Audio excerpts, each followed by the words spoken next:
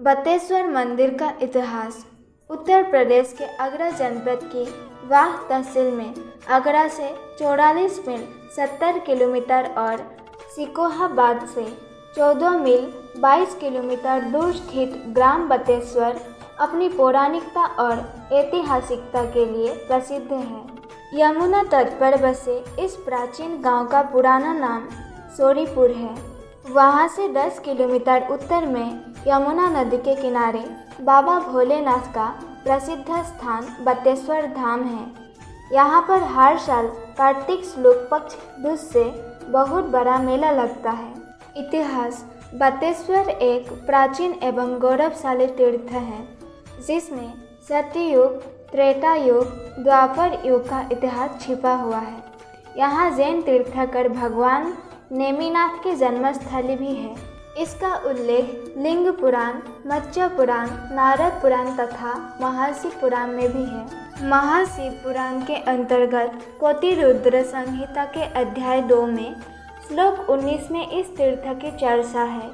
बतेश्वर में भदौरिया राजाओं का राज था। उनका महल जीर्ण शीर्ण अवस्था में खड़ा आज भी अपनी भव्यता की कहानी कहता है। इस महल से एक सुरंग नीचे ही नीचे यमुना तट के जनाना घाट को गई थी, जहां रानियां स्नान करने जाया करती थी। छोटी लखोरी ईंटों से बना ये किला किसी समय बतेश्वर की शान था। अब तो ये किला झाड़ झंखाड़ और घास पात से पता है। वर्षा के दिनों में यहाँ कभी कभी चांदी के सिक्के मिल जाते हैं। बतेश्वर में किसी समय गौसाइयों, वैरागियों और ब्राह्मणों की बहुत सुंदर हवेलियाँ थी। आज वो हवेलियाँ नष्ट हो गई है। बड़े बड़े टीलों पर बसा ये ऐतिहासिक गांव धीरे धीरे उजड़ता चला जा रहा है। यहाँ 2-2 मंजिल के अनेक भव्य मकान खाली पड़े हैं। बतेश्वर गांव के घर टीलों पर बने हुए हैं। यहाँ के अधिकांश कुओं का पानी खारा है। यमुना तट पर एक प्रसिद्ध प्राचीन कुआं है जिसे भूरा कुआं कहते हैं। इस कुएं का पानी बहुत शीतल और मीठा है। किंवदंती के अनुसार यहाँ पर भगवान श्री कृष्ण के पितामह राजा सुरसेन की राजधानी थी। जरासंध ने जब मथुरा पर आक्रमण किया तो ये स्थान भी नष्ट भ्रष्ट हो गया था।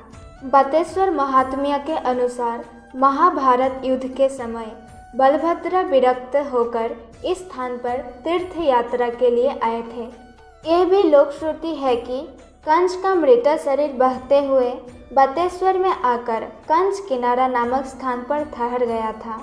बतेश्वर को ब्रज भाषा का मूल उद्गम और केंद्र माना जाता है। जैनों के 22वें तीर्थंकर स्वामी नेमिनाथ का जन्मस्थल सोरीपुर ही माना जाता है। जैन मुनि गर्भ कल्याणक तथा जन कल्याणक का इसी स्थान पर निर्माण हुआ था। ऐसी जैन परंपरा भी यहाँ प्रचलित है। अकबर के समय में यहाँ भदौरिया राजपूत राज्य करते थे। कहा जाता है कि एक बार राजा बदन सिंह, जो यहाँ के तत्कालीन शासक थे, अकबर से मिलने आए और उसे बतेश्वर आने का निमंत्रण देते समय भूल से ये कह गए कि आगरे से बिना यमुना पार के बतेश्वर नहीं पहुँचा जा सकता था। राजा बदन सिंह बड़ी चिंता में पड़ गए और भय से कहीं सम्राट के सामने झूठा ना बनना पड़े।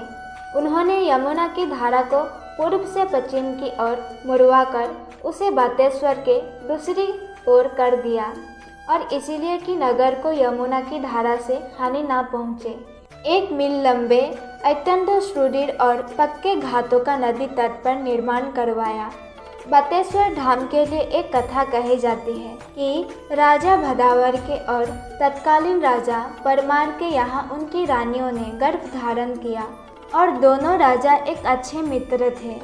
दोनों के बीच समझौता हुआ कि जिसके भी कन्या होगी वो दूसरे के पुत्र से शादी करेगा। राजा परमार और राजा भदावर दोनों के ही कन्या पैदा हो गई और राजा भदावर ने परमार को सूचित कर दिया कि उनके पुत्र पैदा हुआ है। उनकी झूठी बात का परमार राजा को पता नहीं था। वह अपनी कन्या को पालते रहे और राजा भदावर के पुत्र से अपनी कन्या का विवाह करने के लिए बात जोहते रहे। जब राजा भदावर की कन्या को पता लगा कि उसके पिता ने झूठ बोलकर राजा परमार को उसकी लड़की से शादी का वचन दिया हुआ है, तो वो अपने पिता के वचन को पूरा करने के लिए भगवान शिव की आराधना यही बतेश्वर नामक स्थान पर करने लगी। जब राजा परमार की खबरें राजा भदावर के पास आने लगी कि अब शादी जल्दी की जाए, उधर राजा भदावर की कन्या अपने पिता की लाज रखने के लिए तपस्या करने लगी और उसकी विनती ना सुनी जाने के कारण उसने अपने पिता की लाज को बचाने हेतु यमुना नदी में आत्महत्या के लिए छलांग लगा दी। भगवान शिव की गई आराधना का चमत्कार हुआ और वो कन्या पुरुष रूप में इसी स्थान पर उत्पन्न हुई। राजा भदावर ने उसी कारण से इस स्थान पर 101 मंदिरों का निर्माण करवाया, जो आज बतेश्वर नाम से प्रसिद्ध है। यहाँ पर यमुना नदी 4 किलोमीटर तक उल्टी धारा के रूप में बही है। यमुना की धारा को मोड़ देने के कारण 19 मील का चक्कर पड़ गया है। भदौरिया वंश के पतन के पश्चात बतेश्वर में 17वीं सदी में मराठों का आधिपत्य स्थापित हुआ। इस काल में संस्कृत विद्या का यहाँ पर अधिक प्रचलन था, जिसके कारण बतेश्वर को छोटी काशी भी कहा जाता है। बतेश्वर के घाट इसी कारण प्रसिद्ध है कि उनकी लंबी श्रेणी अविच्छिन्न रूप से दूर तक चली गई है। उनमें बनारस की भांति बीच बीच में रिक्त नहीं दिखलाई पड़ता। रात्रि में जब पूजा आरती होती है तब घंटा, घड़ियाल और शंख आदि के स्वरों से वातावरण गुंजित हो उठता है। जयशंकर आदि के पावन तुमुल गगन भेदी स्वरों से जनमानस को भक्ति भाव में लीन कर देने वाले इस तीर्थ का महात्म्य बहुत अधिक है। भदावर में लोक विश्वास है कि सभी तीर्थों की यात्रा तब तक पूरी नहीं होती जब तक कि बतेश्वर में पूजा का जल ना चढ़ाया जाए। आदि काल से ही बतेश्वर शिव तीर्थ रहा है। गर्ग संहिता में कहा गया है कि श्रावण शुक्ला और महाशिवरात्रि पर यमुना स्नान करने पर अक्षय पुण्य मिलता है। यह ब्रज मंडल की 84 कोस की यात्रा के अंतर्गत आता है। बतेश्वर नाथ मंदिर। बतेश्वर नाथ मंदिर बहुत प्राचीन मंदिर है। ये भारत में महत्वपूर्ण आध्यात्मिक और सांस्कृतिक केंद्र में से एक है। हिंदुओं के भगवान शिव के सम्मान में यमुना नदी तट पर स्थित बतेश्वर धाम की तीर्थ यात्रा करते हैं। कुछ मंदिरों की दीवारों और छत में आज भी सुंदर आकृतियां बनी हुई है। 22वें तीर्थकर प्रभु नेमिनाथ सोरीपुर में पैदा हुए थे। इस क्षेत्र के रूप में अच्छी तरह से जैन पर्यटकों को आकर्षित करती है। यमुना के तट पर एक पंक्ति में 101 मंदिर स्थित है, जिनको राजा बदन सिंह भदौरिया द्वारा बनवाया गया था। राजा बदन सिंह ने यमुना नदी के प्रवाह को, जो कभी पश्चिम से पूर्व की ओर था, उसको बदलकर पूर्व से पश्चिम की ओर अर्थात बतेश्वर की तरफ कर दिया था। इन मंदिरों को यमुना नदी के प्रवाह से बचाने के लिए एक बांध का निर्माण भी राजा बदन सिंह भदौरिया द्वारा किया गया था। बतेश्वर नाथ मंदिर का रामायण, महाभारत और मत्स्य पुराण के पवित्र ग्रंथों में इसके उल्लेख मिलता है। पानीपत के तृतीय युद्ध 1761 ईस्वी के पश्चात वीरगति पाने वाले मराठों को नारूशंकर नामक सरदार ने इसी स्थान पर श्रद्धांजलि दी थी और उनकी स्मृति में एक विशाल मंदिर भी बनवाया था, जो कि आज भी विद्यमान है। सोरीपुर के सिद्धि क्षेत्र की खुदाई में अनेक वैष्णव और जैन मंदिर के ध्वंसावशेष तथा मूर्तियां प्राप्त हुई हैं। यहाँ के वर्तमान शिव मंदिर बड़े विशाल एवं भव्य है। एक मंदिर में स्वर्णाभूषणों से अलंकृत पार्वती की 6 फुट ऊंची मूर्ति है, जिसकी गणना भारत की सुंदरतम मूर्तियों में की जाती है।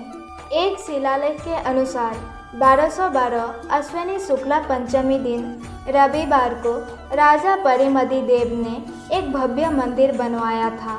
अंग्रेजी इतिहासवेत्ता कनिंघम ने अपनी पुस्तक में लिखा है कि आगरा के ताजमहल से पहले बतेश्वर में सफ़ेद पत्थर के 2 मंदिर थे।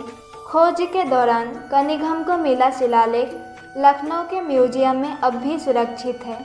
बतेश्वर गौरवशाली तीर्थ है जिसमें सतयुग, त्रेता युग, द्वापर युग का इतिहास छिपा हुआ है।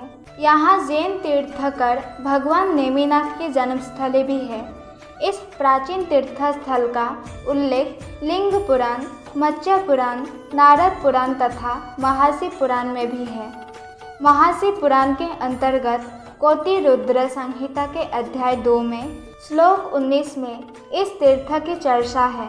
राजा बदन सिंह भदौरिया ने आज से लगभग 300 वर्ष पूर्व इस मंदिर का पुनरुद्धार करवाया। आज भक्तों द्वारा कामना पूर्ति होने पर अर्पित किए गए छोटे, बड़े और विशाल घंटे इस मंदिर की विशेषता है। यहाँ 2 किलो से लेकर 80 किलो तक के पीतल के घंटे जंजीरों से लटके हैं। गौरी शंकर मंदिर में भगवान शिव, पार्वती और गणेश की एक दुर्लभ जीवंत आकार मूर्ति है। साथ ही नंदी भी है। सामने दीवार पर मयूर आसीन भगवान कार्तिकेय और 7 घोड़ों पर सवार सूर्य की प्रतिमाएं हैं। एक शिलालेख के अनुसार 1762 ईस्वी में स्थापित शिव की एक मूर्ति में उन्हें मूंछों और डरावनी अंधकार आँखों के साथ चित्रित किया गया है। पातालेश्वर मंदिर का निर्माण पानीपत के तीसरे युद्ध 1761 ईस्वी में वीरगति को प्राप्त हुए हजारों मराठों की स्मृति में मराठ सरदार नारूशंकर ने कराया था। शिव को समर्पित इस विशाल मंदिर की दीवारों पर ऊंची गुंबददार छत है तथा इसका गर्भगृह रंगीन चित्र से सुसज्जित है। गर्भगृह के सामने कलात्मकता से चित्रित एक मंडप है। इस मंदिर में 1000 मिट्टी के दीपकों का स्तंभ है जिसे सहस्र दीपक स्तंभ कहा जाता है। मणिदेव मंदिर में अल्लाह उदल के देव मणिखे की मनोहर प्रतिमाएं हैं।